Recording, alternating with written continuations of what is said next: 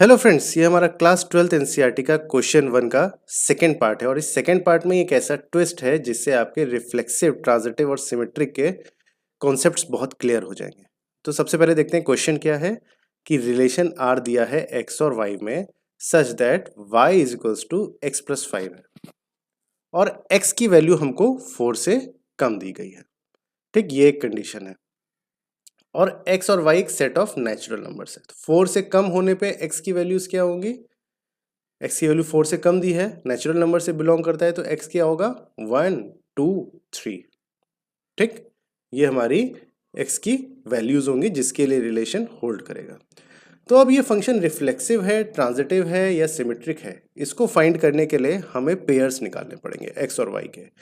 तो हम पहले x की वैल्यू हमें 3 दी है, 1 2 3, तो हम पहले x की वैल्यू 1 रखेंगे।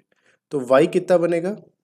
y equals to x plus 5 है, तो x की वैल्यू 1 रखी तो 1 प्लस 5 यानी 6 बनेगा। तो पेयर हो जाएगा 1,6। ठीक, अब x की वैल्यू 2 है तो y equals to x plus 5 है। x प्लस 5 में अगर हम x की वैल्यू 2 रखेंगे तो y बनेगा 2,7। सेकेंड पेयर हमारा 2,7 आ जाएगा।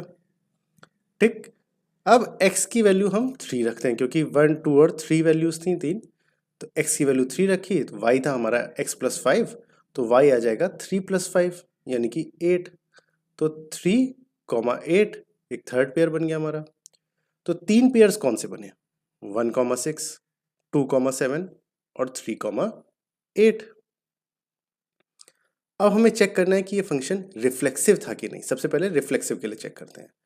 रिफ्लेक्सिव फंक्शन क्या होते हैं? वो फंक्शन जिसमें relation x comma x hold करे। x कॉमा एक्स का दूसरा तरीका लिखने का y is equals to x हो, यानी कि रिफ्लेक्सिव फंक्शंस वो होते हैं जिसमें y और x की वैल्यू सेम हो, यानी कि 1,1। फॉर एग्जांपल 2,2, यहाँ y और x सेम है ना, 3,3, ये होते हैं रिफ्लेक्सिव फंक्शन। बट हमारे पेयर्स क्या निकल के आए थे? 1,6, 2,7, 3,8। तो क्या ये 1,1 है? नहीं है। ये 2,2 है? नहीं है। ये 3,3 है? नहीं है। तो क्या ये रिफ्लेक्सिव फंक्शन हुआ? नहीं हुआ। तो इस वजह से ये रिफ्लेक्सिव की कंडीशन को नहीं सेटिस्फाई कर रहा है। अब आते हैं नेक्स्ट सिमेट्रिक के ऊपर। सिमेट्रिक फंक्शंस क्या होते हैं? जिसमें अगर x, y इस रिलेशन को होल्ड कर रहा है और वैल्यूज अगर हम पलट दें तो y, x भी ये रिलेशन को होल्ड करेगा। जैसे कि इस एग्जांपल में y हमारा x प्लस 5 दिया था, तो x की वैल्यू 1 रखेंगे तो y की वैल्यू 6 आएगी। अब इनका कहना है कि सिमेट्रिक होता अगर x की वैल्यू 1 रखने पे y की वैल्यू 6 आती, अगर हम x की वैल्यू 6 रखते तो y की वैल्यू 1 आनी चाहिए। पलट देना है, ये पलट सकता है फंक्शन की नहीं। 1 रखने पे 6 आई और 6 रखोगे तो 1 आनी चाहिए। ठीक, x की वैल्यू जब 6 होगी तो y इक्वल्स टू 1 आना चाहिए। तो सिंपल सा चेक कर लेते हैं कि ये कंडीशन सेटिस्फाई हो रही है कि नहीं। तो 1 रखने पे तो x की वैल्यू, y की वैल्यू 6 आ रही थी, ये हमें पता है। अब हम इसी को पलटना है हमको, तो x की वैल्यू 6 रख के देखते हैं क्या y की वैल्यू 1 आ रही है कि नहीं। तो x हमने 6 रखा तो y इक्वल्स टू 6 प्लस 5 हुआ। 6 प्लस 5 कितना हो जाता है? 11।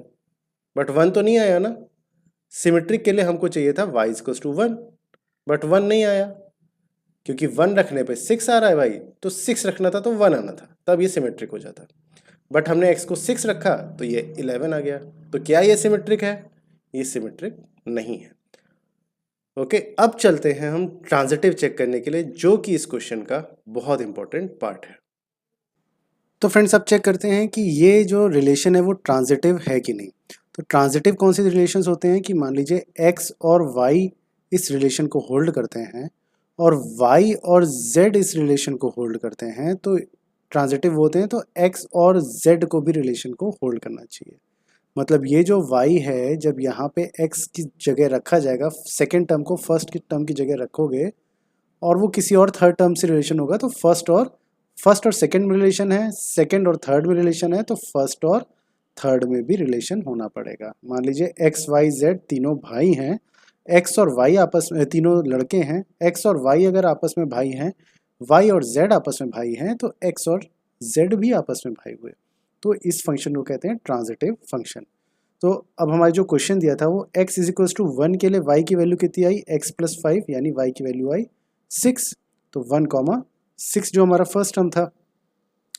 अब ये कह रहे हैं कि y जो सेकेंड टर्म है, देखिए इसमें यहाँ पे सेकेंड टर्म अब फर्स्ट टर्म की जगह आ जाएगा, ठीक। तो यहाँ पे सेकेंड टर्म क्या बना, y इज टू 6 बना सेकेंड टर्म।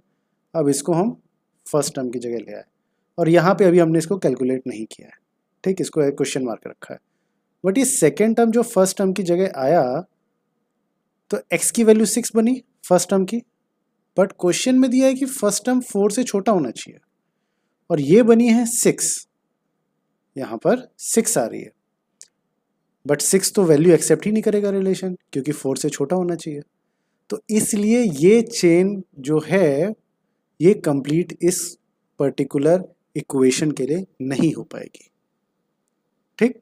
तो पेयर को इस फॉर्म में हम कनेक्ट नहीं कर सकते कि x रखने पे y आया और y के साथ z आया, ठीक, क्योंकि y जो सेकेंड टर्म था उसको यहाँ फर्स्ट टर्म पे रखेंगे तो रिलेशन इनवैलिड हो जाएगा, क्योंकि इस फर्स्ट टर्म की वैल्यू x की वैल्यू 4 से छोटी होनी चाहिए और यहाँ पे फर्स्ट टर्म की वैल्यू 6 आ रही है, सेकेंड में फर्स्ट टर्म की वैल्यू 6 आ रही है, उसको हमें फर्स्ट टर्म में रखना पड़ेगा ट्रांजिटिव फंक्शन की चेक करने के लिए।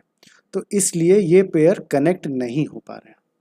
अब जब ये पेयर कनेक्ट नहीं हो रहे हैं तो फिर ट्रांजिटिव है कि नहीं, इस चीज का कोई काउंटर नहीं आ रहा है, मतलब कि ऐसा साबित हम नहीं कर पा रहे हैं कि ये ट्रांजिटिव नहीं है, ठीक, क्योंकि वो चेन ही नहीं बन पा रही है। अगर चेन नहीं बन पा रही है इसका मतलब ये नहीं है कि वो ट्रांजिटिव नहीं है, इसका मतलब ये है कि कोई ऐसा एग्जाम्पल हमको नहीं मिल पा रहा है कि ये ट्रांजिटिव नहीं है। जब ये ट्रांजिटिव ना होने का एग्जाम्पल नहीं मिल रहा है तो हमें मानना पड़ेगा कि ये फंक्शन ट्रांजिटिव है, ठीक। अगर हमें ये एग्जाम्पल हम प्रूव कर पाते कि ये ट्रांजिटिव नहीं है तो हम कहते हैं कि ट्रांजिटिव है। अगर हम ये कंप्लीटली प्रूव नहीं कर पा रहे हैं तो हमें मानना पड़ेगा कि ये रिलेशन ट्रांजिटिव है। इसीलिए इस क्वेश्चन का आंसर जो एनसीईआरटी की आपके बुक में दिया है वो बोला है कि सिमेट्रिक नहीं है, आपका रिफ्लेक्टिव भी नहीं है, बट ट्रांजिटिव है। और वो क्यों, क्योंकि वो चेन नहीं बन पा रही है। तो जब नहीं बन रही है तो कोई हमारा ऐसा प्रूफ हम नहीं कर पा रहे हैं कि ये फंक्शन ट्रांजिटिव नहीं है, और जब ट्रांजिटिव नहीं है ये हम प्रूव नहीं कर पा रहे हैं तो हमें बाय डिफ़ॉल्ट मानना पड़ेगा कि आर ट्रांजिटिव है। भाई कोई चीज़ अगर नहीं है तो आपको साबित करनी पड़ेगी कि वो नहीं है। क्राइम अगर नहीं किया है तो आपको साबित करना पड़ेगा कि आपने मर्डर नहीं किया है, ठीक है। इस तरीके से क्वेश्चन सॉल्व होगा। क्वेश्चन समझ में आया तो चैनल को लाइक और सब्सक्राइब कीजिए। Thank you.